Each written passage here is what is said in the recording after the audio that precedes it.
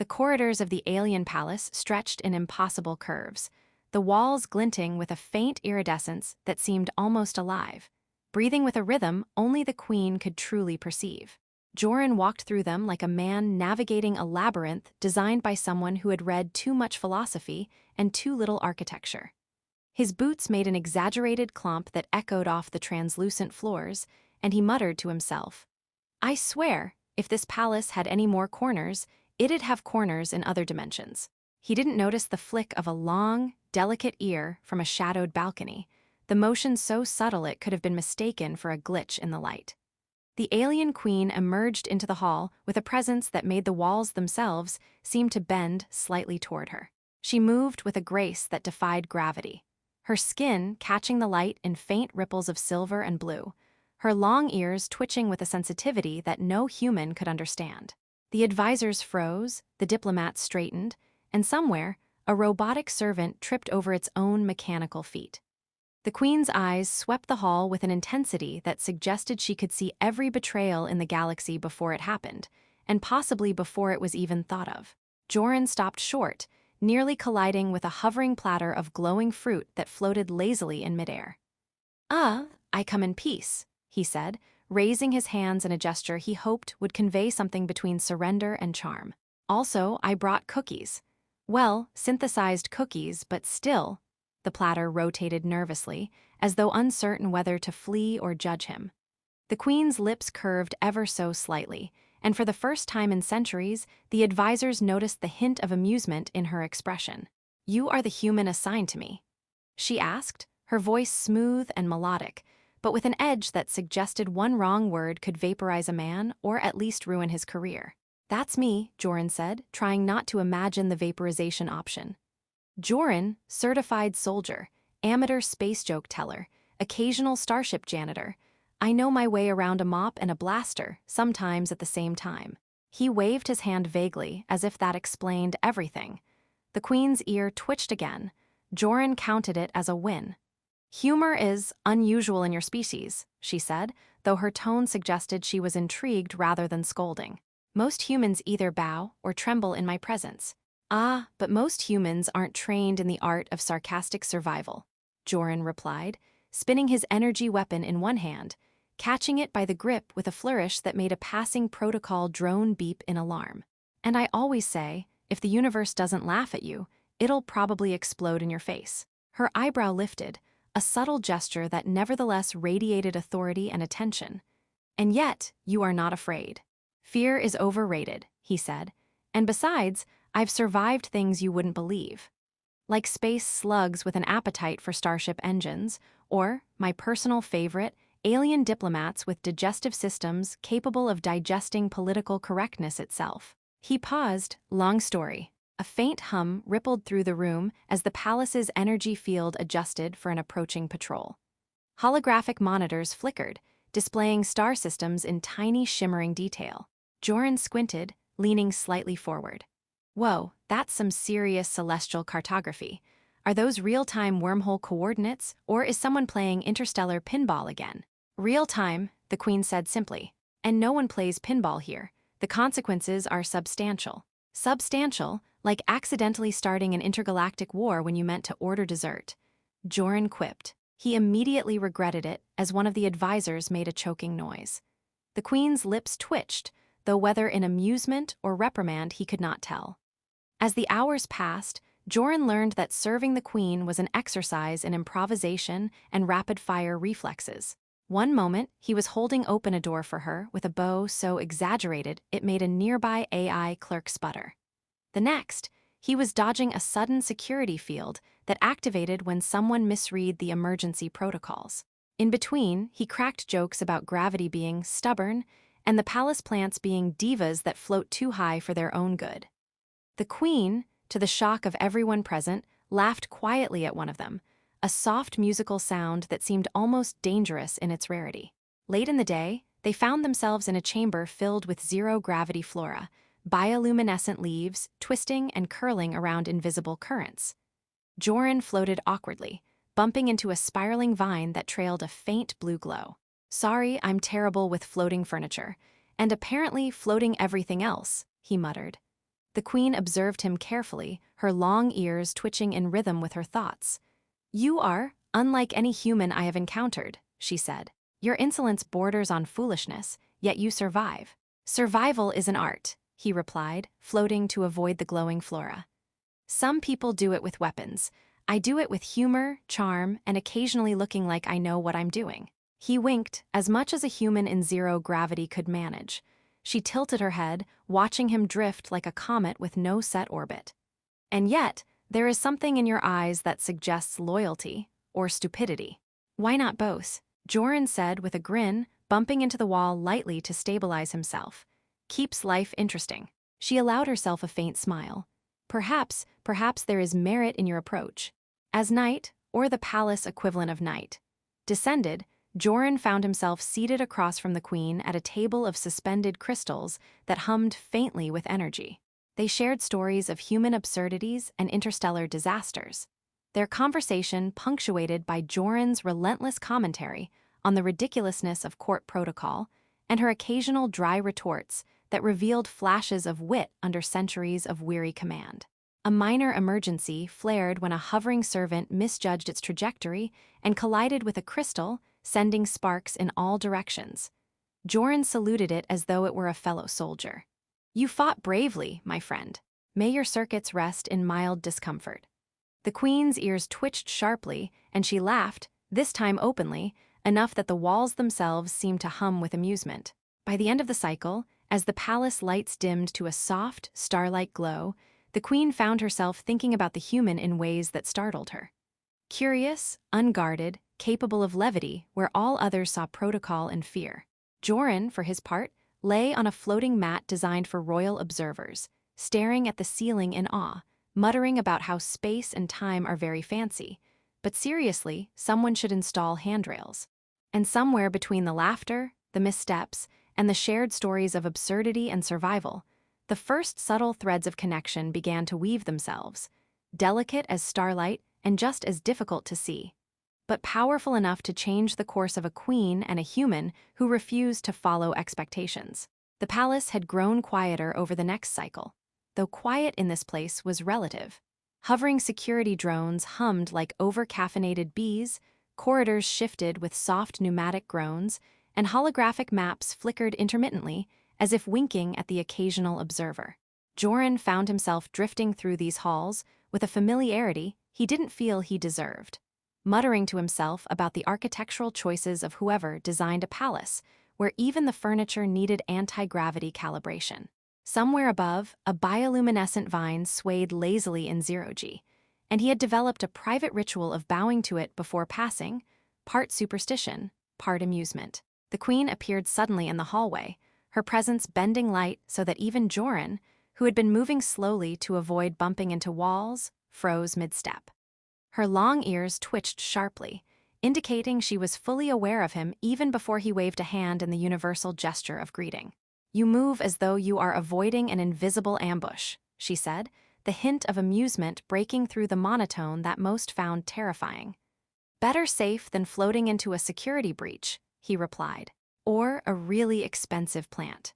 He jerked his thumb toward the bioluminescent flora, which had somehow migrated into the hallway, twisting in spirals like it had somewhere urgent to be. The queen's ears flicked in a manner he took as an acknowledgement, though he had learned not to assume her reactions were predictable.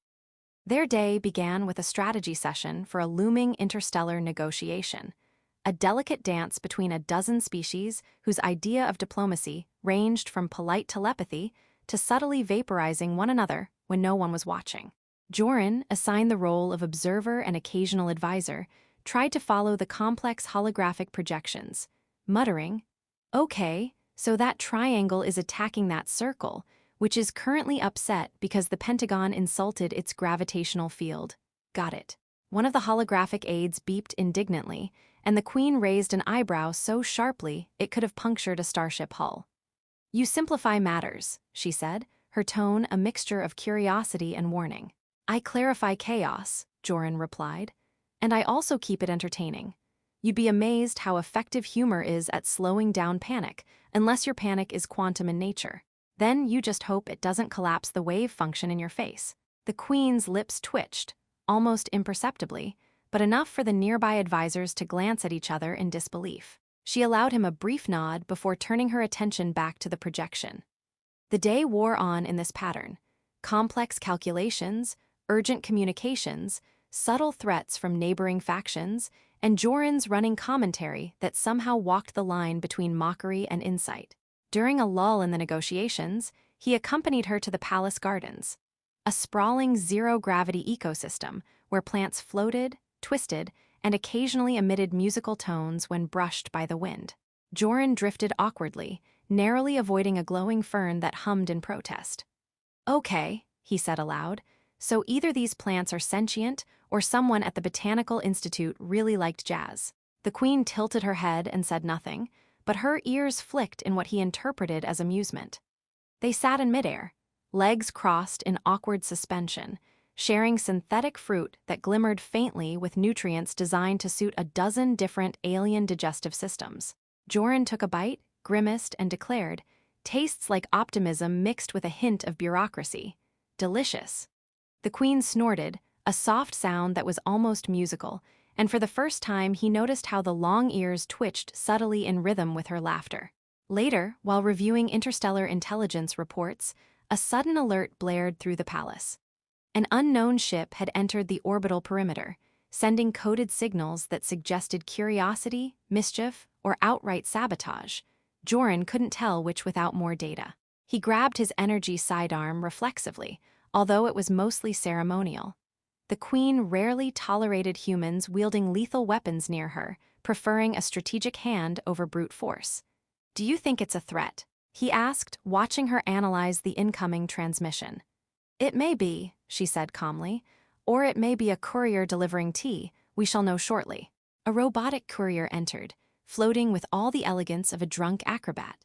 It delivered a package, which upon inspection contained delicately engineered crystals designed to amplify telepathic signals. Joran stared at them, tilted his head, and muttered, "Well, either this is high-end spy gear or someone's really committed to intergalactic feng shui."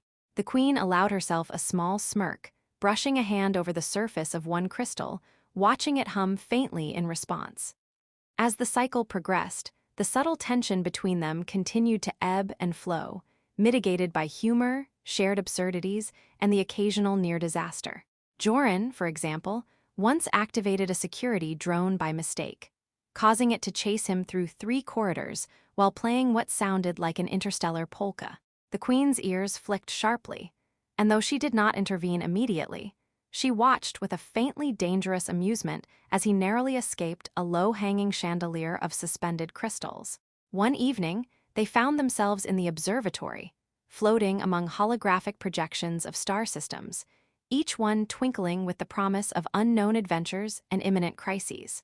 Joran, clumsily adjusting his position to avoid bumping into a rotating planet model, remarked, "You know, they really need to put warning signs on the universe. Like, watch out for rogue comets, or bureaucratic aliens disguised as comets. You have a peculiar way of assessing threats," she said, her eyes gleaming faintly under the holographic starlight. "I prefer to call it creative threat evaluation," he replied. "You might call it reckless, but I call it, well, let's just stick with creative for now." He glanced at her, and for a moment she allowed herself the smallest, faintest smile, the kind that made her advisors gasp and whisper among themselves.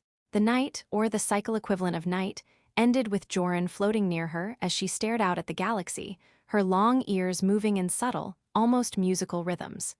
"Do you ever tire of this?" he asked. "Of all the politics, the threats, the star charts and bureaucratic nonsense?" "Sometimes," she admitted, "but it is my duty to endure. And yet," she turned her gaze toward him just slightly, "your presence makes the endurance more bearable." Joran tilted his head, pretending to consider the implications. "Ah, so I'm officially your cosmic stress ball. Noted, I'll take it as a compliment."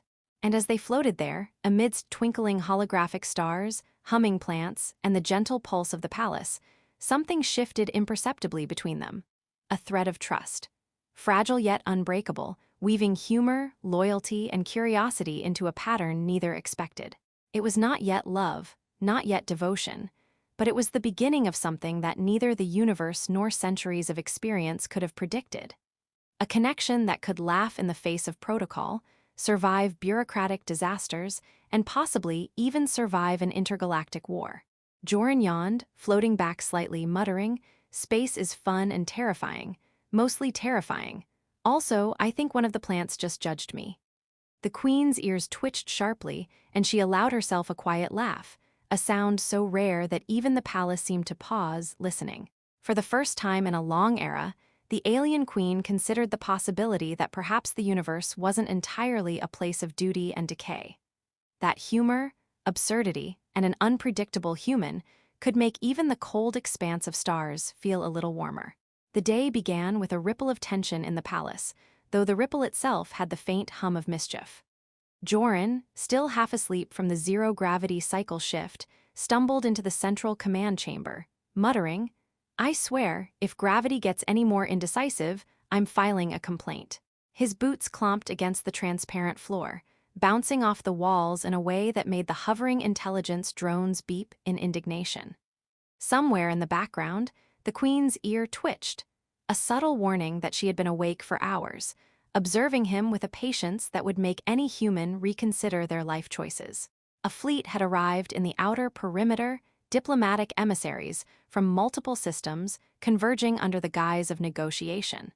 Though Joran suspected they were more interested in testing the alien queen's supposed weakness. "Looks like a tea party with a side of laser cannons," he whispered to no one in particular, earning a faintly incredulous glance from a floating holographic clerk. The queen, standing behind him with the poise of a figure who had weathered centuries of war and betrayal, simply said, "You persist in treating peril with frivolity." "I persist in surviving peril with humor," Joran replied, spinning lightly in zero-G to avoid a suspiciously judgmental floating crystal. "There's a difference. One keeps you alive, the other gets you vaporized." The negotiations began with a flurry of holographic projections, glowing charts, and complex algorithmic analyses meant to intimidate and confuse. The human diplomats hovered nervously in the background, unsure if the alien queen would comply with their demands or dismantle the entire room in a display of diplomatic flair. Joran, leaning lazily against a pillar, whispered, "If someone tries to beam me up to explain the quantum tax law, I'm out of here." A sharp alert cut through the chamber. One of the emissaries' ships had activated a cloaked drone, a maneuver meant to test the palace defenses. Joran reacted instinctively, grabbing a nearby energy sidearm, mostly ceremonial, he reminded himself, and aimed at the incoming threat. The queen's hand moved with elegant precision, not toward weapons, but toward a console, recalibrating energy fields to neutralize the drone without harming it. Sparks flickered along the walls as the device was caught mid-flight, spinning harmlessly and prompting Joran to mutter, "Wow, graceful and deadly. And she calls me reckless." After the minor chaos subsided, the emissaries, now wide-eyed, resumed their negotiations with an added measure of respect or fear. Joran, taking advantage of the lull, floated over to the queen, dangling precariously. "You know," he said, "most humans would either panic or try to bribe the universe with cookies. Me, I just narrate the absurdity. Works surprisingly well." The queen's ears flicked sharply. "You are unlike any human I have encountered." "I like to think of myself as a limited edition species," he quipped, "mostly harmless, occasionally brilliant." Hours passed with tense negotiations, punctuated by Joran's constant commentary on the quirks of interstellar bureaucracy. A mechanical misfire sent a serving drone spiraling into a floating crystal chandelier, prompting Joran to dive after it with a dramatic, if clumsy, flourish. "I'm basically a one-man security team and morale officer," he announced as he righted the flailing drone. The queen watched quietly, ears twitching, suppressing a laugh she hadn't allowed herself in cycles. As night, or the cycle's equivalent, descended, a sudden commotion erupted outside the palace. A rogue frigate had attempted an unauthorized breach. The emissaries panicked, thinking their fragile alliances threatened. Joran grinned at the chaos, floating toward the observation deck. "Finally, some action that isn't just bad tea and worse charts," he muttered. The queen moved beside him, eyes narrowing in calculated focus. "Prepare yourself," she said. "This may require more than your improvisations." The ensuing skirmish was precise and efficient. Energy fields flared, rogue ships were gently but firmly disabled, and Joran found himself flitting between control consoles, dropping sarcastic quips to ease the tension of officers whose stress levels were approaching critical mass. "Remember," he called into the comms, "if you're panicking, do it with style. Style is key." When the battle ended, the rogue frigate incapacitated, and the galaxy once again temporarily aligned in cautious calm, the Queen and Joran returned to the observatory. The stars shimmered around them, holographic and real, blending seamlessly into a tapestry of possibilities. Joran floated lazily, arms crossed behind his head, gazing at the constellations. "You know," he said, "you're not exactly what I expected. Regal, terrifying, beautiful, and somehow still capable of laughter. I think I'll like it here." The Queen observed him, long ears flicking in subtle rhythm. "And you are not what I expected," she admitted. "Your presence has altered the weight of this palace, the weight of my duties. You persist in frivolity, yet it is necessary, perhaps even valuable." Joran turned toward her, smiling faintly, his usual bravado softened by a trace of sincerity. "I like to think the universe works best when it's a little ridiculous, keeps everyone on their toes." He floated closer, careful but deliberate. "Even queens." She tilted her head, considering him, considering the absurdity of it all, and perhaps the danger. Yet she allowed the moment to stretch, fragile and intimate. Then, without ceremony, Joran leaned forward and kissed her. The gesture was simple, human, and entirely unexpected, a break in protocol that sent a ripple